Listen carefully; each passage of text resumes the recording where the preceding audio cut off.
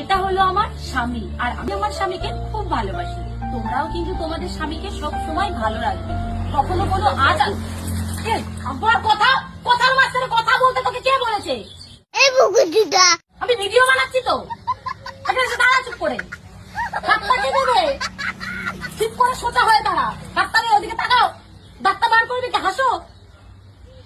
কথার মাঝখানে কথা। তো হ্যাঁ, যেটা বলছিলাম, স্বামী হচ্ছে ভগবান তুল্য। স্বামীকে সব সময় যত্নে রাখবে, ভালো রাখবে, কখনো কোনো কষ্ট দেবে না।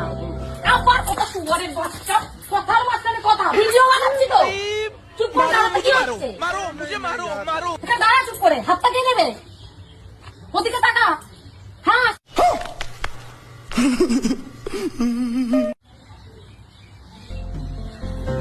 তো হ্যাঁ, যেটা বলছিলাম, স্বামী হচ্ছে মা বাবার পরের স্থান।